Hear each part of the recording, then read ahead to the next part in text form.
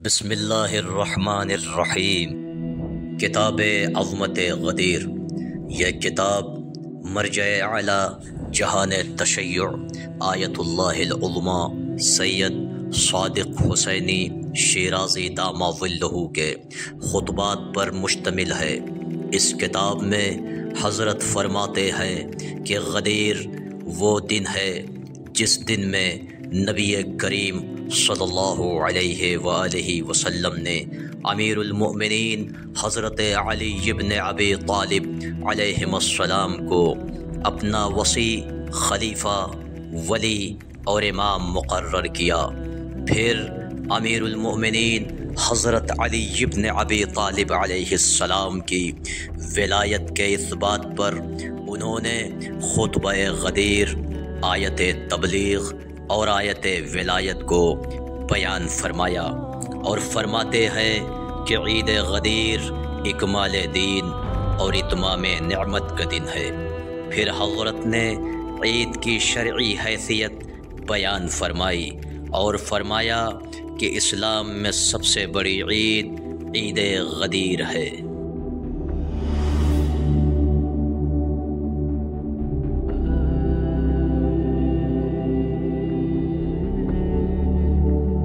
اللہم صلی علی محمد وآل محمد وعجل فرجہم۔ ناظرین محترم، ہمارے غدیر کے حوالے سے جو یہ سلسلہ چل رہا ہے اس کی آخری کڑی، آخری قسط وہ یہی ہے جیسا کہ ہم نے پچھلی ویڈیو میں یہ بیان کیا کہ عاشور کا غدیر سے بہت بڑا، بلکہ یہ کہنا شاید مناسب بھی نہیں ہے کہ بہت بڑا یا بہت گہرا، در حقیقت عاشور کا ڈائریکٹ غدیر سے ہی تعلق ہے اور عاشور غدیر کا ہی تسلسل ہے، کیونکہ جب اموی حاکموں نے، اموی بادشاہوں نے یا بنو امیہ کی نسلوں نے، ثقیفاؤں نے غدیری پیغام کو بڑھتے ہوئے دیکھا اور مایوس ہو گئے کہ یہ خلافت، یہ ظاہری حکومت ہمیں نہیں ملنے والی، تو انہوں نے یہ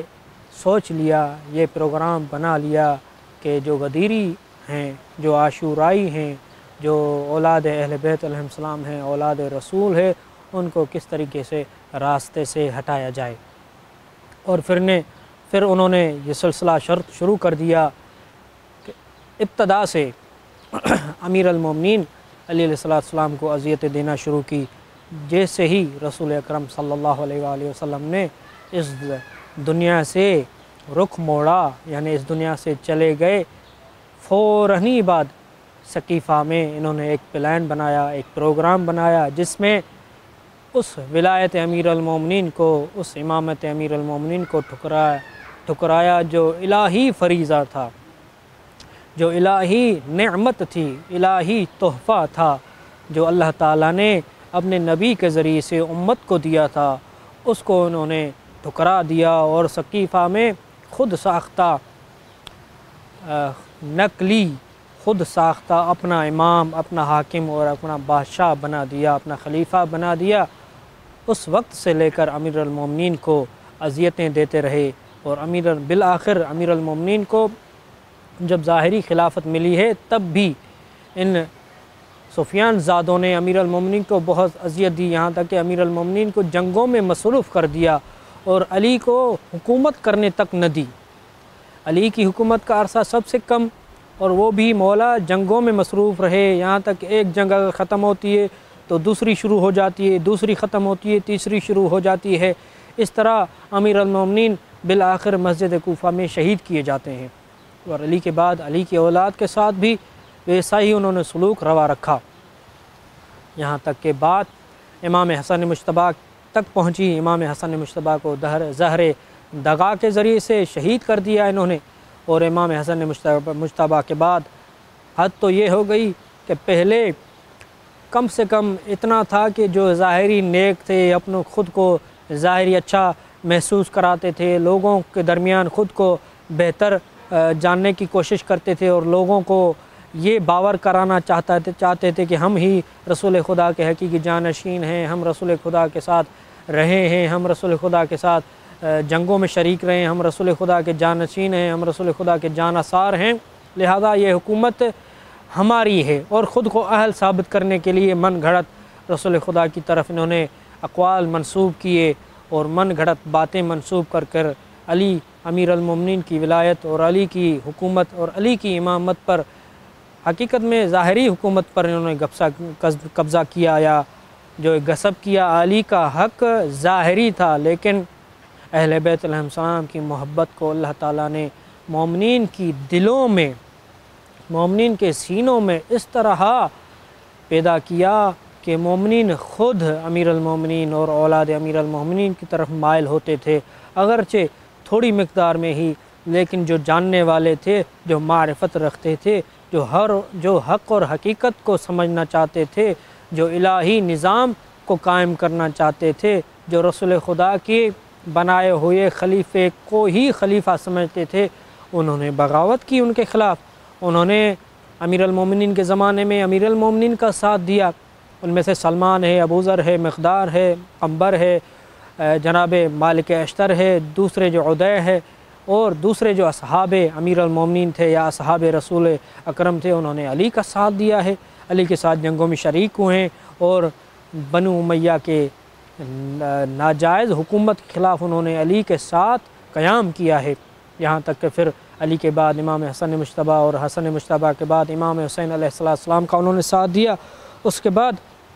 جیسے ہی یہ آخری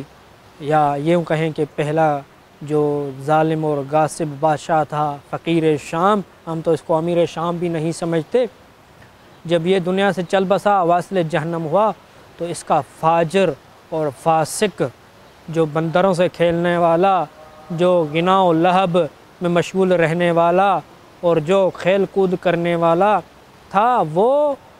اسلام کی حکومت پر قابض ہونے کے لیے اس نے شام میں جو اپنا منبر سجایا ہوا تھا، شام میں جو دربار سجایا ہوا تھا، اس پر بیٹھ کر لوگوں سے بیعت لینا اس نے شروع کی، یہاں تک کہ مدینہ میں اپنے گورنر کو، اپنے والی کو پیغام بھیجا کہ سید الشہداء امام حسین علیہ السلام سے میری بیعت لو، اگر حسین بیعت نہ کرے تو اس کا سر قلم کر کے میرے پاس بھیج دو۔ سید الشہداء نے امام علی علیہ السلام کے جو فرزند تھے، جو حقیقی غدیری تھے، جو ولایت امیر المومنین کے جانشین تھے، جو ولایت اور امامت کے حقیقی وارث تھے، انہوں نے اسی میں ہی بھلا سمجھا کہ یزید کے خلاف قیام کیا، اور قیام کی ابتدا سید الشہداء امام حسین علیہ السلام نے مدینہ میں ظالموں کو اس مانگنے والی بیعت کا جواب دے کر کیا، اور مدینہ سے ہجرت کی، مدینہ سے پھر امیر المومنین علی علیہ السلام کے جانشین، علی کے حقیقی وارث امام حسین علیہ السلام نے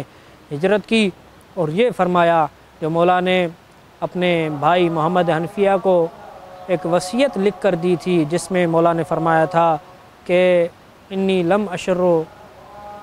لم اخرج اشرم ولا بطرا، کہ میں شر اور فساد پھیلانے کی نہیں نکل رہا، بلکہ میں امت کی اصلاح کے لیے انما خرجت لطلب اصلاح امتی فی جد رسول اللہ، کہ میں اپنے نانا رسول اللہ کی امت کی اصلاح کی خاطر نکلا ہوں۔ میں چاہتا ہوں اسیر سیرت جدی و سیرت ابی علی ابن ابی طالب، کہ میں یہ چاہتا ہوں اپنے نانا رسول کی سیرت کو اور اپنے بابا علی کی سیرت کو زندہ کروں۔ اللہم صلی علی محمد وآل محمد وعجل فرجہ۔